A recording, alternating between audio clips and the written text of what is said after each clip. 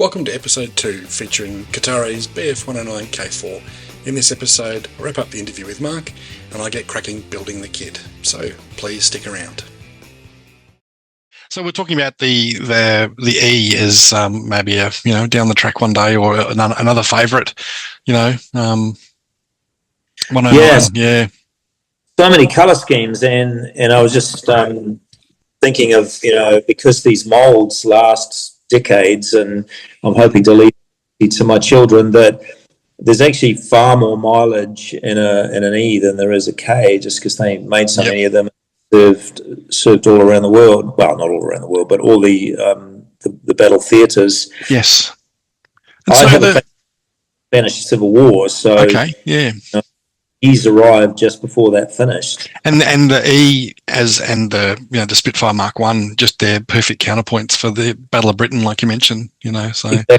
So I don't know what people are going to say. Well, if we do an E, we'll have to do a Defiant, right? Because that's the other fighter of the right. And then we'll have to do a CR-42 because that was there with the Italians. And well, there you go. That's how it goes. Yeah, how long is a piece of string? Like you said, when you're on the Model Geeks, just a whole bunch of single engine fighters that you want to try and get done at some point. I'm not limiting it to that. I'm just like, that is the. Fighters are sexy and they're cool, but I like all sorts of aircraft. I like a lot of civil aircraft. I've said this several times now, it's not news, but when I was trying to attract Richard to come and work for me, I sent him a list of 80 subjects in 4 scales. Yes. None of which were a Spitfire or a Messerschmitt 109K. So out of conversations and out of research of what the market does and what's been done already, the subjects you pop up and names of aeroplanes pop up all the time, not just from the internet, but our own conversations. And we're like, who did the last one? Who did the best one? There's no point in us doing one unless it can be the best one in the scale. Yeah.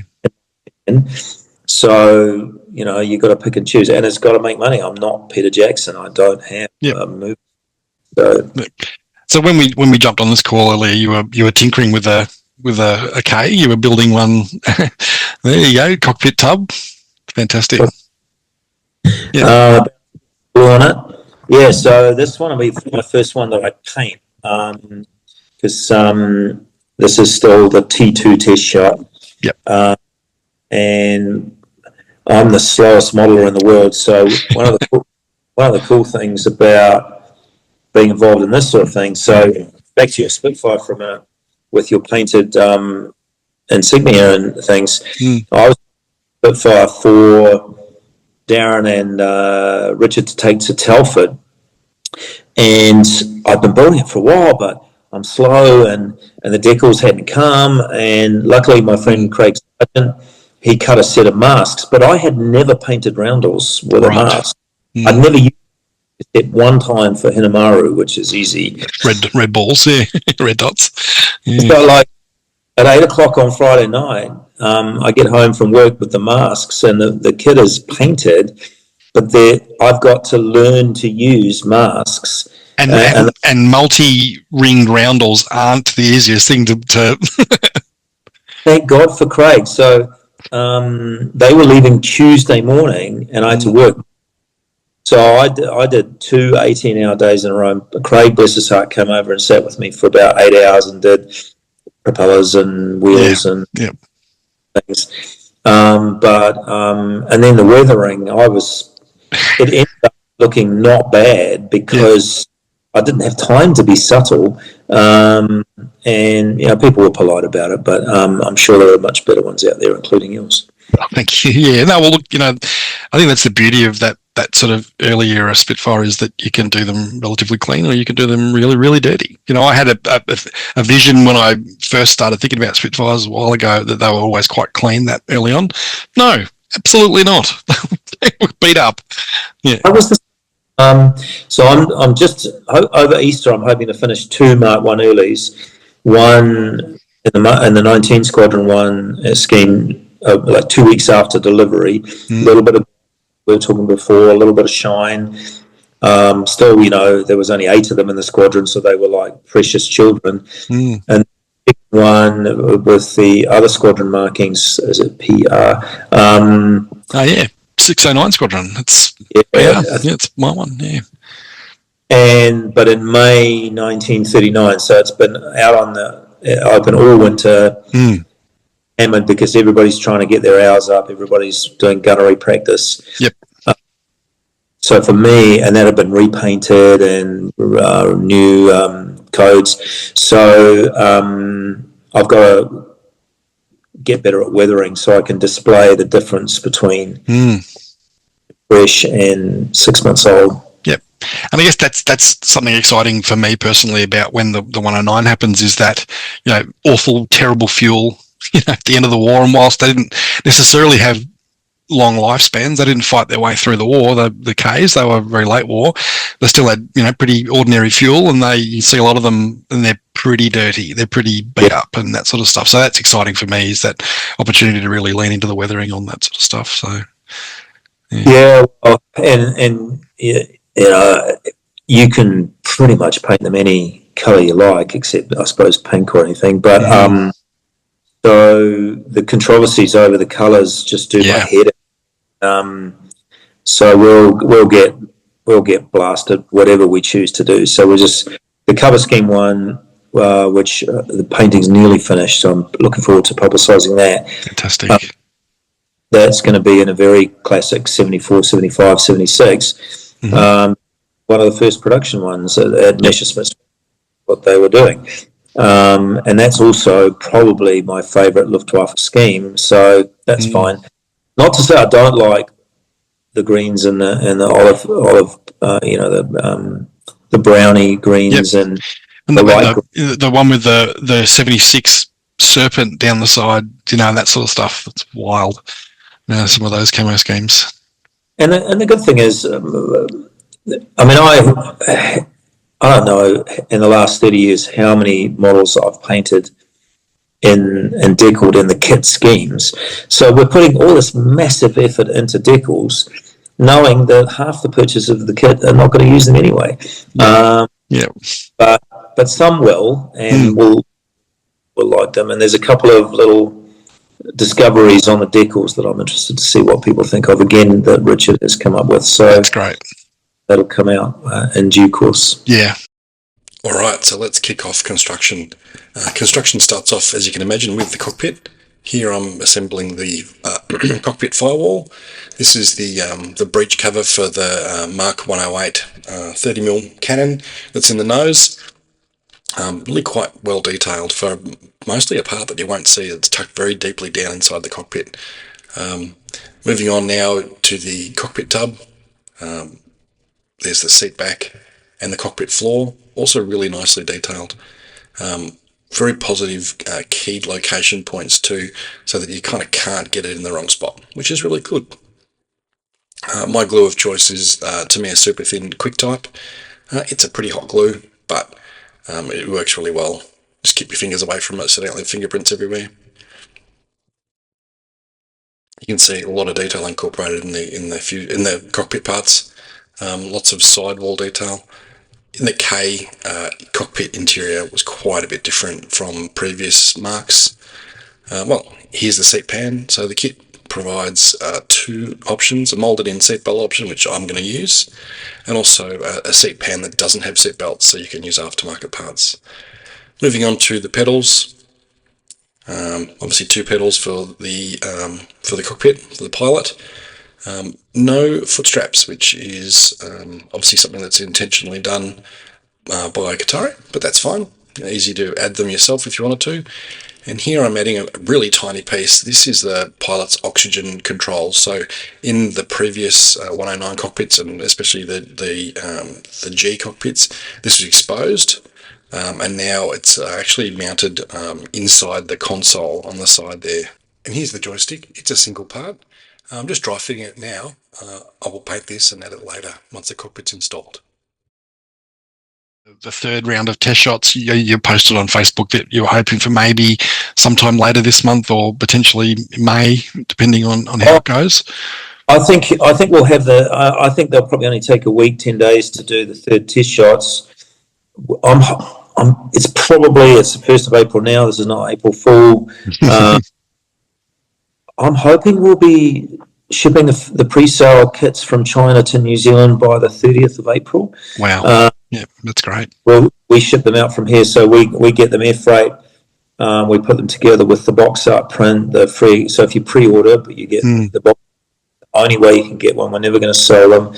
And then the free exhausts, all the boxes. We've got our new super thick, robust shipping boxes, which, based on the occasional ones that have come back, are doing a better job of protecting the model. But I'd like feedback. Yep. So we'll be doing a team effort. Everybody involved in the company and friends and family will get X hundred kits to these boxes. Yep. They're labelled well ahead of time. In fact, the labelling's about to start now. So everybody's pre-ordered. There'll be a label made on the box, the shipping box. So we want to get those pre-order people rewarded by getting their kits first. That's why you. Yeah, absolutely. Yeah. Some guy called Sam Dwyer ordered a couple of. Oh, he's a pain. He's such a nag. No, that's all right. I can wait. D is the 4th letter in the alphabet, so. No, we're trying to do them in the order in which people ordered them. Right. I've got to be honest, it doesn't always work out like that. But and then of course somebody down the road in Auckland gets theirs and puts it online. And now I got my model, and somebody in Czech Republic goes, but I ordered 3 months ago and I haven't got mine. Yeah. Going, Dude, look at well, that's why we're here in Australia, so maybe that's going to be to our advantage a little bit. Might get it a little bit sooner, so that's good. But it's a bench clearer for me. It's having enjoyed the Spitfire so much, and as you can see in the background, I build a lot of tanks, but really enjoying aircraft at the moment, and really keen to get stuck into the 109 when that happens. So. Are your tank mates giving you a hard time? I get bucketed constantly about it. Constantly. So it's really weird. I feel much more confident picking up the airbrush and painting an aircraft at the moment than I do picking up the airbrush and painting a tank. Far more confident in painting and weathering aircraft. So and I don't know if it's maybe because I have less invested, sort of thing. So tanks, sort of been doing that forever, and aircraft I've only come back to in the last 3 or 4 years. Construction continues with the cockpit. Here I am gluing together the pilot's trim wheel. This is a 2-piece assembly that glues into the port side of the cockpit. It's quite small, and here's my sausage fingering it. It's always good fun. Should use tweezers, hey? But anyway, it glues in really well, and no photo etch, which is really quite handy. So that fits in next to the pilot's seat. And here we're testing the sidewall fit. Incredible detail that Kotare have managed to include in quite a simple part. It's really only 3 pieces. So here I am gluing in the couple of assemblies that make up the port fuselage side, or the cockpit side, the throttle quadrant, and then a cup holder for the pilot. No, it's not a cup holder. I'm sure the completed instructions will actually call out what that part is, but you can see all the chain and all the wiring. It's really nicely done. And here I am adding the single part that you add to the starboard fuselage cockpit inside part. Really amazing detail. Relatively simple assembly, it's one part, but exquisite detail. So I'll zoom in, and if the camera would focus, you can see the wiring, the fuse box, the pilot's oxygen hose. One last wrap up. Is there anything you wanted to cover off on the K before? I guess it's relatively imminent release. Is there anything you wanted to sort of go through and discuss, or? Oh, I'd just really like to thank all the people that have taken the time to chuck up comments or criticisms or a photo or a piece of data. We've had a lot of stuff sent to us privately. Local modeler here gave me a memory stick with like 60 publications on it. Not pirated, he's got all the publications, sure. But some of them we didn't have. I think if you put it out there and say to people, help us make it as accurate as it can be, the modelling community goes, yeah, I'll buy into that. That's why I reached out and started talking to you about colours. I just thought that what an opportunity to contribute in some way and help and whatever, So it's so refreshing to see. Well, and I know that a lot of companies, sort of steal your thunder, but a lot of companies do want to keep everything as close to their chest because there is a perceived rivalry. You see Dragon release a Panther and then the next week Ryefield release a Panther, or vice versa. It seems very like there's a rivalry, but to have a company, say, hey, this is where we're headed, help us get it right is so great, Oh, thank you. We will do surprises. Yeah. Richard's hanging out, as I said, to do what they did at Wing No Wings and what Ethics have done. And Tamiya, I know Tamiya have got a reputation for surprises, but at the shop we used to get sent white box models months before the kits arrived. But yeah, well, in the next 3 years, we will have a model that is super secret, that is shipping. Everybody's sworn to silence. Sure. The one that we're really confident in the design and that it's really well documented, or we've lied out, or there's one in the museum here in Auckland and we've taken it apart and we feel like we can do a really good job and surprise the community with it. Wow. Because I think that some of the long drawn out announcements which we've done, they're fun, and there'll be 20 pages on Brit Model or large scale planes, but also sometimes people just want to know what you're going to do. And yeah.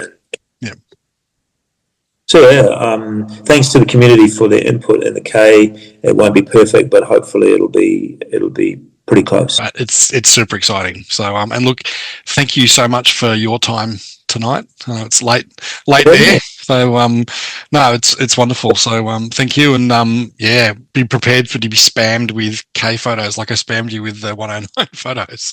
So, love it. I generally tend not to stick to the path the instructions call out. So once the cockpit parts are together, I sort of skip forward and look for any parts that need gluing together. So parts that are in halves and that sort of thing. So here I am gluing the rudder together. I like to get these done really early in construction so that the glue has plenty of time to dry.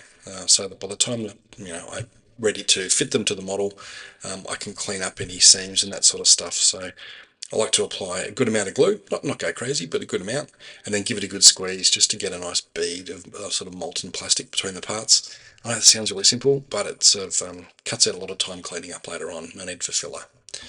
Here I am gluing the supercharger intake halves together. So this part actually comes, so I wish my camera would focus. This part comes with a really nicely moulded weld seam on it. So again, I just give it a good bit of glue. Oh, geez, what's happening with the focus? It's really bad, isn't it? Good amount of glue, off camera, of course, because I'm new to this. A good amount of glue, and then give it a good squeeze. So we'll get there in the end. Come on, mate, focus. What are you doing, Dwyer? We'll get there in the end. There we go. Look at that. So professional. So yeah, good squeeze, and leaves a nice bead, which is easy to clean up later on. Don't need to be too careful with cleaning up because this actually should have a weld seam down it, so that's handy to have. And then can't resist fitting it to the fuselage just to see how it looks. I've got the fuselage halves taped together, and yeah, it looks damn cool.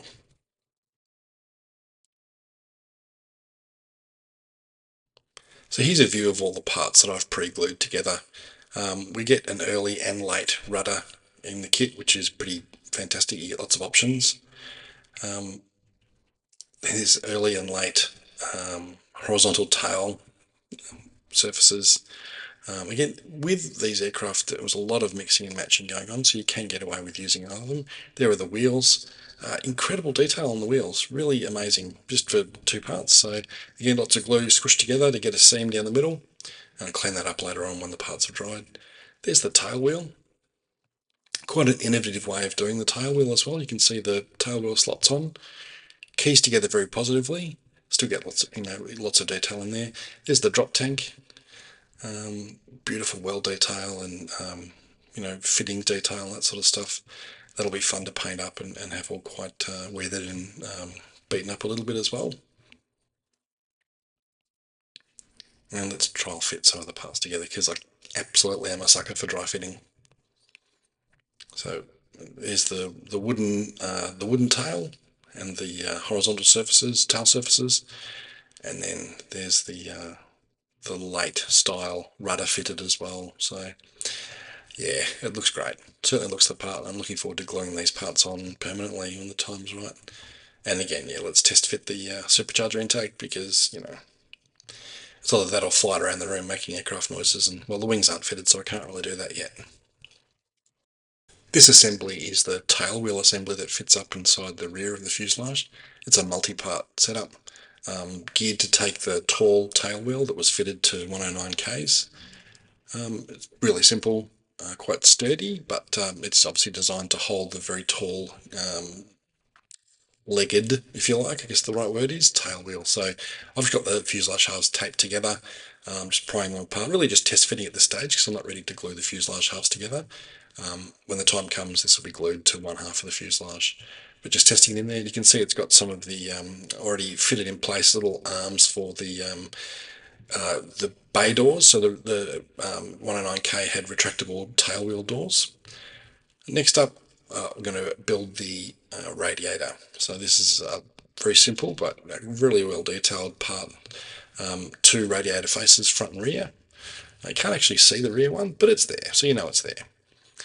So they've just popped in quite firmly, a bit of glue, and then the insert itself goes into the bottom of the radiator part. So interestingly, this radiator assembly, so the actual cowling, I guess, was one of the parts that Mark wasn't 100% happy with, which prompted the third round of test shots to be ordered. So having said that, I thought I'd give it a quick try and see how it fits, and obviously I haven't got the wings fitted yet. But here it looks pretty nice, and so you can see the way that Kotare have done this. The fastener detail is on the top part, and it sort of, there are slots in the bottom of the cowling, and that seems to fit really well for me. So again, no glue at this stage, but from a dry fit perspective, it looks pretty fantastic.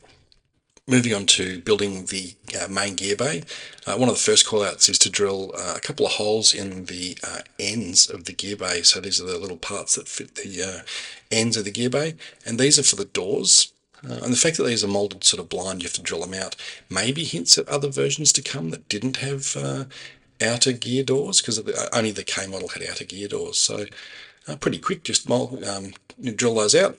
The gear bays themselves are only really made up of a handful of parts, and it's a credit to the designers that they've incorporated so much detail into them.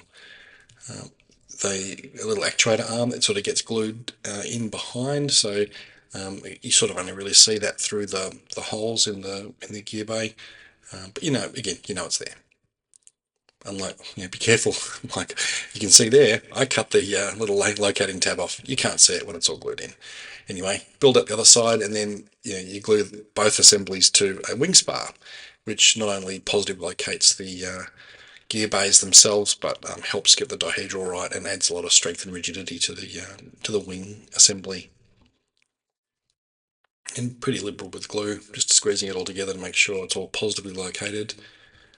This sort of the way that Kotare have done this, there really is no way you can make an error. Like, it's all really simple, but it all sort of almost like snaps together. And as Mark mentioned in the interview, the kit won't allow you to make an error, which is pretty fantastic. A lot of rivet detail included in those gear bays, and lots of pins moulded into the lower wing, and location holes moulded into these assemblies, so it slots straight into place. A very positive location.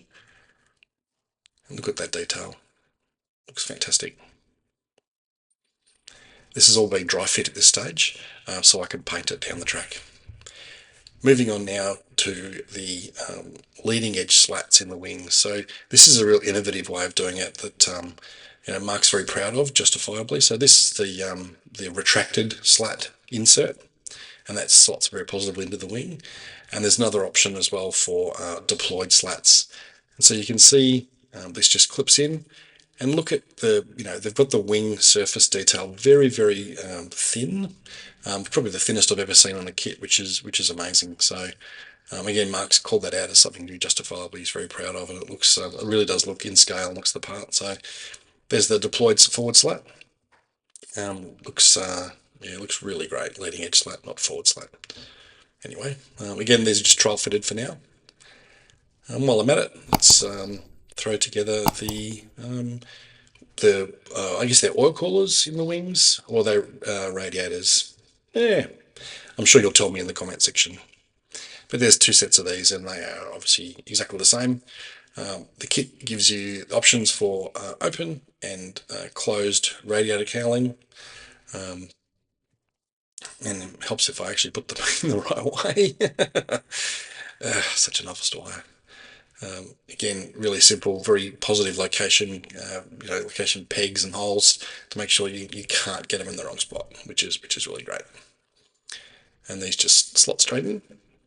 I'll be painting these before I actually mount them into the wing. Again, I'm just dry fitting now just for to see how good it looks. And look, they're a friction fit into the wing, so I may end up even leaving them out and painting them later on. That's how good the fit is there. The kit also gives you an option for closed radiators. I'll call it radiators. Again, the same part fits in, and that just slots straight into the wing. Very, very positive friction fit, and it doesn't want to fall out.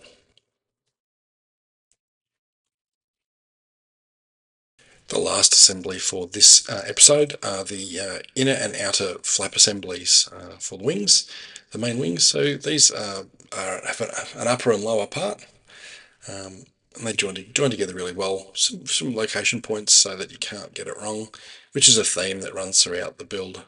Really, it's not a complex build, but certainly lots of detail included, which is really awesome. They're keyed to hinge detail at the bottom there, so you kind of can't get it in the wrong spot. Me holding it together with my fingers at the moment. Yeah, and then you get the inner and outer flaps on each wing. Yeah, I knocked it off with my hands because I'm ham-fisted. Anyway, we'll try fit it again because it looks cool for photos, right? There you go. And it falls off again. I promise you when I glue it on, it doesn't fall off. That looks really good. So coming up in episode 3, and we'll finally apply some paint. And it's sped up, and it's not this fast in real life. So yeah, going to cover a lot of painting and weathering in episode 3, and I really do hope you stick around. I hope you hit like and subscribe and click the little bell icon so that you get notified when I upload new content. And please feel free to leave comments below. Thanks for watching.